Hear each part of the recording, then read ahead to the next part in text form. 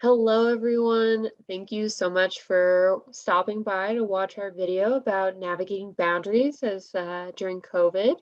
And as COVID is continuously ongoing and our pandemic is um, changing and developing, we are from Jefferson Center. We are specifically part of the Colorado Spirit Team, which is a grant-funded team that is set to end December 27th of 2021.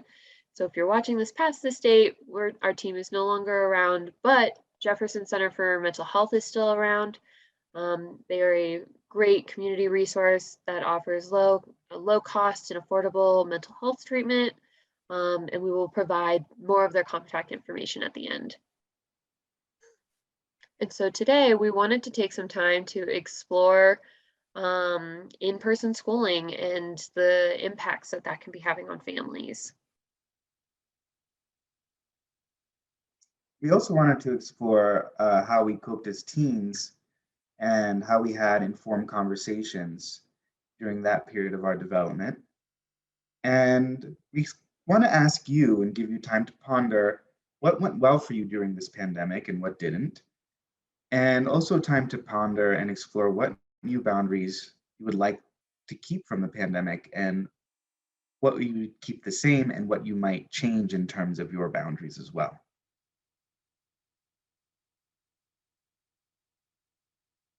So when we're wondering about what has had the biggest impact on taking care of yourself and the children in your home as a family, here are a few categories for us to consider. We have finances, mental health, community support structures, interpersonal relationships, structuring in the day, social and political climate, healthcare, visitations, biofamily relationships, education, and uncertainty about the future. Just a quick note on the visitations and the biofamily relationships. We wanted to create this presentation to be included of all kinds of families. So it could be a possible stress for you if you are a foster family.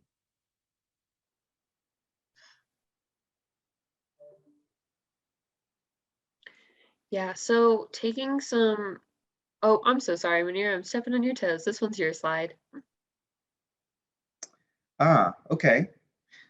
Helping teens develop and cope. So specifically in this presentation, we thought it's important to talk about teenagers, as teenagers during this time are particularly impacted by the transition of going back to school. And it's an important part of the development in their life because they are beginning to understand the bounds of their own freedom and negotiate their own new boundaries and are entering a different phase, entering into adulthood eventually. So in terms of the connection piece, the advice would be to learn their world. So take time to listen to their music, the things that they watch, and take stock of what their feelings are about school and society in general.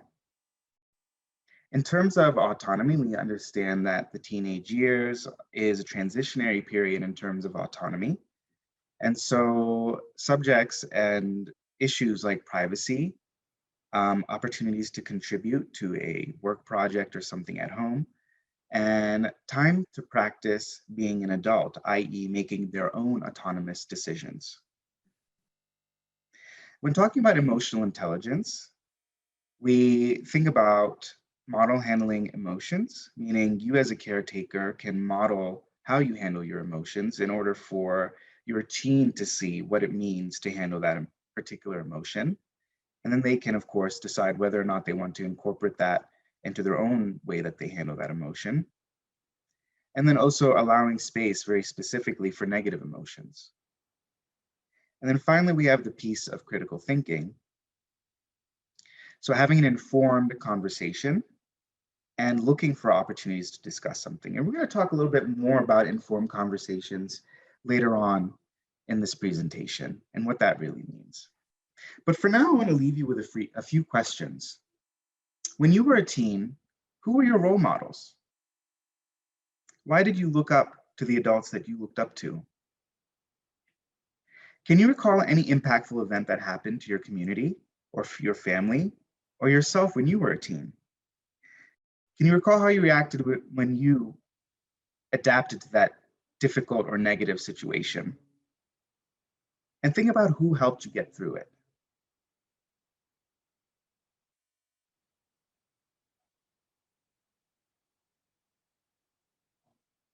Yeah, and so as we're leaving off on critical thinking, um, something that can be really hard for teenagers, especially, is starting to navigate news outlets and news sources and trying to understand their world at large. And so this was a graph that we had found about Americans venturing out into the world at increasing rates. And so finding that um, between April and July of 2021, what those rates were, how they were changing, and what conditions they were under as they were under and as they were changing. Um, and so some questions to maybe sit with your teenagers or with even with small children, this can be a great conversation to start having at like an age appropriate level and developmentally appropriate level, but asking things like, is this a good graph? What makes a good graph? How do we make sure that it's giving good information? What is the source of this graph, and how do I know if I can trust this source? What questions are important to ask here? What information is it trying to convey? Is it conveying that well? And is there anything that's missing? Is there something that I'm looking at this graph and I think this information should be here? Why was it maybe left out? And then emotionally, we can support our teens and our children as we're talking about, how does this information make you feel? How does it make you, what's the emotional reaction you have to seeing that in April, 87% of folks said that they had worn a mask outside of the home. And then in July, only 52% had worn a mask outside of the home. How does this, what feelings does this bring up? Does this data change my opinion or feelings? Do I need more data to help myself better understand and feel more comfortable? And how do I handle when data makes me feel bad?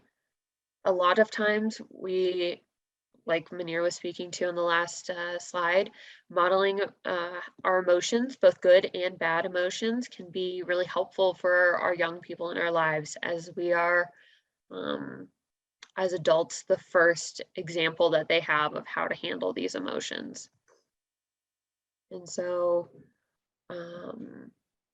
feel free to pause here and answer the questions that are on the slide with your kids, with your teenagers, and try and like determine and have like a really frank conversation. And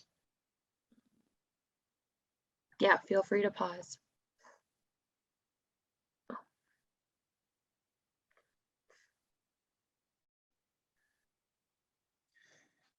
Now we'd like to look at what possible reactions to change one might experience as a child or as a teenager, especially in relation to COVID and coming back to school. There's feelings of separation anxiety and desire to stay close, which may be experienced. So what do you do if your teen or your child is having some kind of separation anxiety after having spent a year at home in some cases or more, and now they have to go back to school? So one thing you can do, especially with smaller kids, is to practice separation on a smaller scale. So that means something like, just starting to go out to the store, for example, if that's one kind of separation, or if it's dropping your child somewhere so that they might spend some time with someone else that's safe. And that separation maybe is in a small amount of time, maybe 1 hour or 2 hours, depending on how your child feels.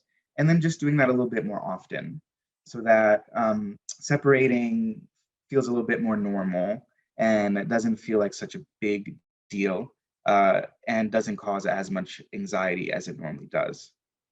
So thinking small steps to big steps.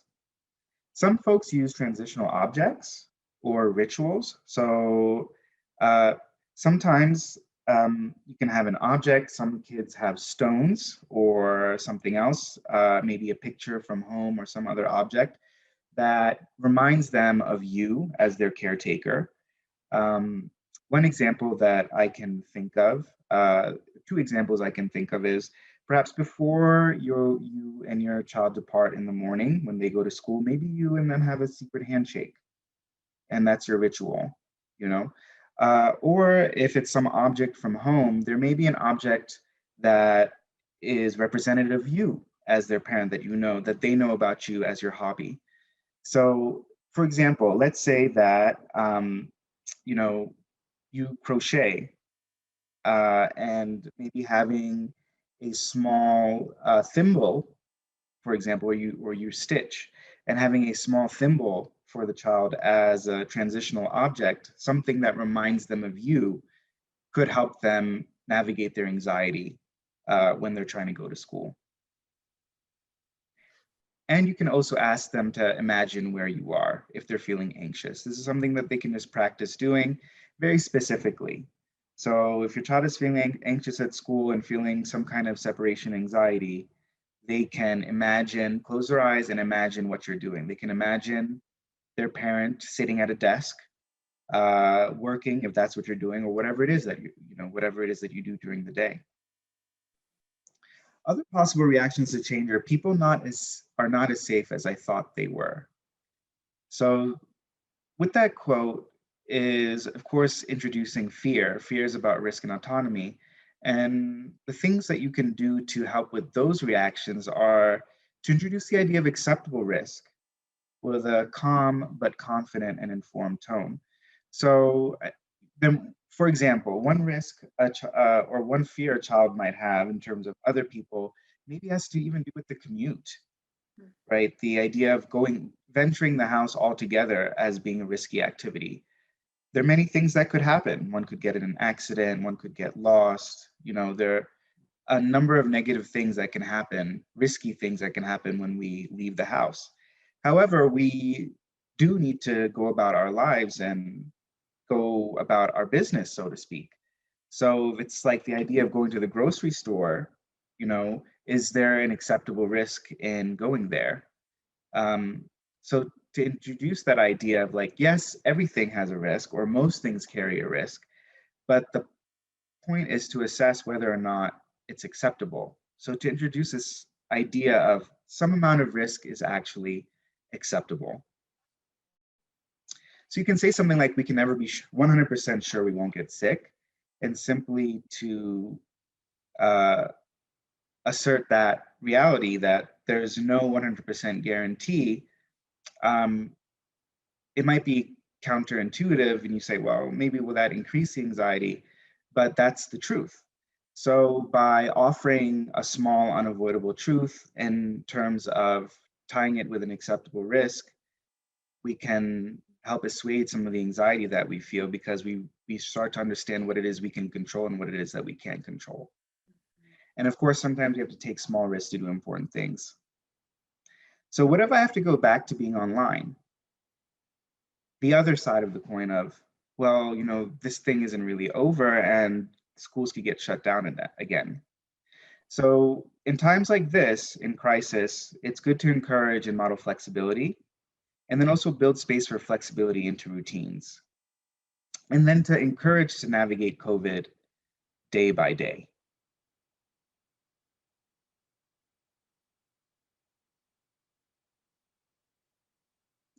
So how do we support back to school in-person stress?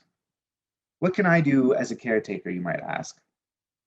You can always remind your child that they're not alone, and you can validate their feelings and encourage them to speak what they're feeling to someone that they trust, and to make space for feelings in your home.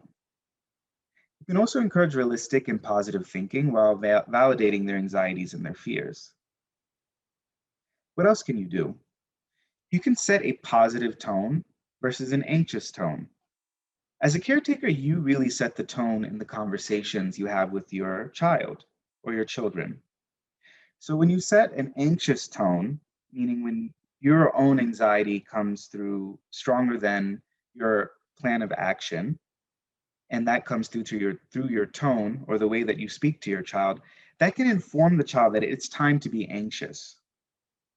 Although a certain amount of anxiety might be logical or necessary or unavoidable, As a caretaker, if you set a more positive tone, you can help assuage some of their anxieties. So you can help make support accessible, not just available, and you can also ask teachers and faculty what resources are available within the school. For younger kids who worry about separation, it helps to know what you're doing while they're away and how you're staying safe. You can help them imagine where you are. So that's going back to the previous slide. And specifically, you can say, mommy's going to be, or daddy's going to be at the grocery store, or I'm going to be in such and such aisle. And what do you think I'm going to pick up? And they might say, well, I think you're going to pick up Lucky Charms, just because it's my favorite cereal. In terms of getting kids to talk or encouraging them to talk about what they're going through to school, you can ask them what they're looking forward to and what did they enjoy the previous day. And then you can also ask what they're not looking forward to and what they didn't enjoy. Routines are critical. So maintaining a routine is even more critical during times of uncertainty. And maintaining positive communication consistently is also important and part of that routine.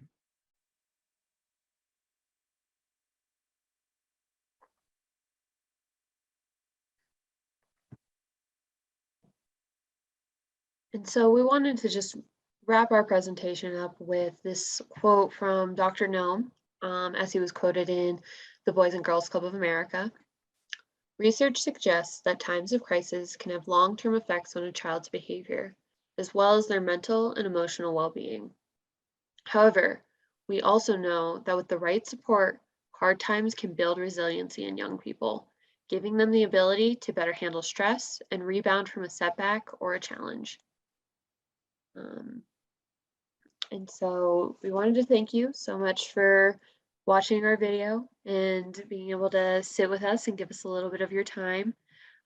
We hope that this information was useful and that it sparks some really good conversations in your home, your household. If you are needing any further assistance or support, we have put some information for Jefferson Center. Our navigation team is wonderful at being able to connect you with any sort of help you might need, resources, utility, rent assistance, a therapist. So feel free to give them a call and they will get you pointed in the right direction. The Colorado Crisis Line is another really great resource. Especially when it comes to teenagers and children, I give the set number out like it's candy. I would much rather people know that that is a resource for them to talk to. And then we also have the JCMH Walk-in Crisis Center. If you or someone you know is experiencing a mental health crisis, this is a great place for them to go to be able to get immediate support. And then as well as the National Suicide Hotlines information.